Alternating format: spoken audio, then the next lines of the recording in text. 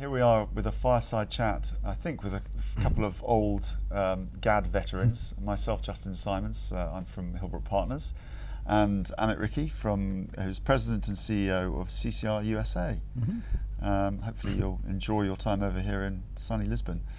Might be worth starting, Amit, by talking about what CCR USA is doing in the airport sector and put it in context. I mean, the CCR is known as a large Brazilian construction company and, I guess, development sponsor, but perhaps less well known in the airport sector at this moment in time in some parts of the world. Yeah, sure. No, that's good. But first of all, so CCR Group is a Brazilian company, although we're not a construction company, and that's a big misnomer that we're known as a construction company. We are, we're one of the largest investors, developers, and managers of transport infrastructure. Right. So we are we started off as a toll road company, where we essentially developed, managed toll roads in Brazil, and we're now the largest toll road operator in the Americas. Right. Operate about 3,500 kilometers of toll roads. We diversified from toll roads into the urban mobility sector, which is subways and light rail. And so we have a number of those assets in our portfolio. We also have a ferry company. We run one of the busiest ferry operations in the world. And then recently, about 3 years ago, we diversified into the airport sector, where we acquired a portfolio of airports in Latin America, and then we also participated in one of the concessions for the airports in Brazil. Yeah. So CCR USA was really set up as sort of a continuing diversification of the company, where our board decided that it wanted to continue to diversify the company into international markets outside of Brazil. And that's how CCR USA was set up, to bring the company's investment capabilities, development and management capabilities to North America and markets outside of Brazil. Yeah. And so the focus of CCR USA has been initially, or it is initially currently, is in the airport sector. Because it was a natural sort of move. Airports are generally sort of more international than some of the road or rail assets. So it was a natural extension of that. But beyond the airport sector, we're also looking at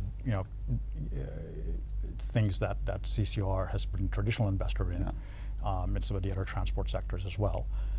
So that's how CCR USA was established.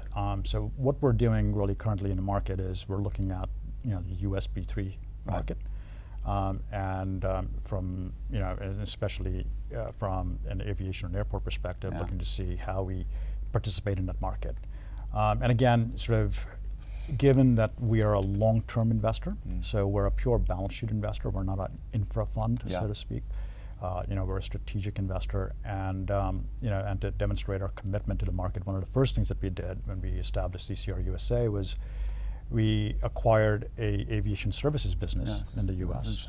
So we took a 70% interest in a company called Total Airport Services, and really that was a strategic investment to position ourselves in the market. And the company was, was positioned at a number of key airports in the country, in the United States, in LA, San Francisco, Chicago, Newark, and Atlanta, and we felt those were solid markets for us to be in, with excellent large airports, airport authorities, and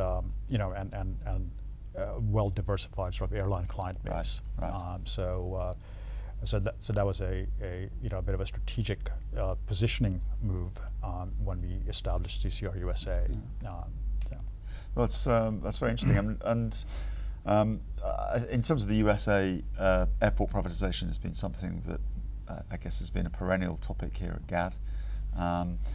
There's been some definitive moves, and obviously it's a market that's attracting a great deal of more interest from overseas operators. I mean, I think CCR is there, but there are others. How confident are you that the P3 model, what we've seen happening, I guess, in LaGuardia, and going on in Denver, how confident are you that that model will spread, that local authorities or the central government will see the benefits of involving the private sector in development? That's a great question, and I've been sort of a participant in the U.S. market, and I've looked at the U.S. market, as well as have experience globally. But for the first time in my career, there is more discussion about public-private partnerships and private participation in airports than there has been previously. So I think that's a good sign. I think the new models, LaGuardia certainly, and that transaction closing, and Denver and others, it sort of, I think it is a catalyst to help to help not only be a conversation starter, but also for certain municipalities to take actions. What we have to remember in the U.S. though is that the U.S. system is, everything in the U.S. is at a state and local level. So states and local municipalities will drive transactions. So it's not unlike other countries that have privatized airports, where the airports have been held at the federal level, and the federal government or national governments can choose to undertake concessions and privatize their airports. It's completely different in the U.S. It's driven at a local level, so that makes it more challenging, certainly.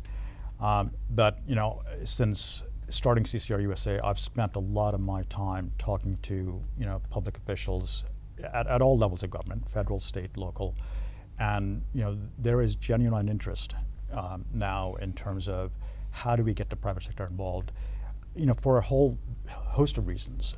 Everything from complex delivery of infrastructure and public procurement rules that make it highly inefficient, highly expensive to deliver infrastructure, to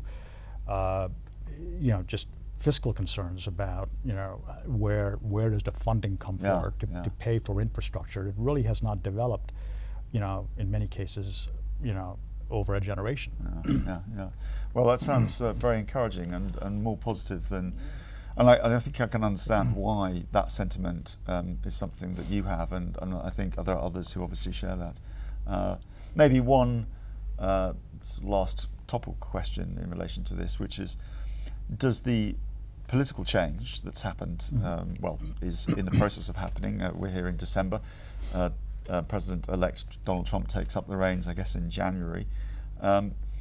Is there any sense that will help to stimulate? I mean, you make a very interesting point that it's a state and local level that really pushes forward on these projects. But is there any sentiment you see in terms of that change in? Yeah, I think so. And so the federal government, the role that the federal government plays is an important role, and I think that's going to change. And that is, the federal government needs to can help champion projects, but also provide the right sort of structures to be able to, for the private sector to be able to invest. And one of the and so I'm cautiously optimistic that under the Trump administration we're going to see more private sector involvement in infrastructure. As you know, so one of the administration's plans, the new administration plans, is to undertake $1 trillion infrastructure program over the next 10 years, and the drivers of that program are going to be sort of tax credits to level the playing field between sort of low-cost municipal financing that the public sector is able to issue, and private sector capital, and involving more private sector participation in infrastructure. And that's been a key piece of the overall platform for the new administration. So I'm cautiously optimistic that will happen. That'll help bring more projects and develop more projects in the U.S. and bring about more private sector involvement in all infrastructure, and especially airports. I think that's a good change. And we're going from a country where we've had we've had monetary policy that's been driving growth in the United States, to now where we're going to start to see fiscal policy really start to drive that change, and that's been recently acknowledged by the OECD, which has come out. I mean, as recently as yesterday, where the OECD made a statement backing the Trump fiscal policy, which is centered around, again, infrastructure. Right. Well, that's a very positive message, and I think we all wish you well in your relatively new job, and Appreciate I'm sure it'll be very interesting to see how many projects have come online between now and next year's GAD. Yeah. Thank you, Amit. Look for it. Thanks, Justin. Appreciate it.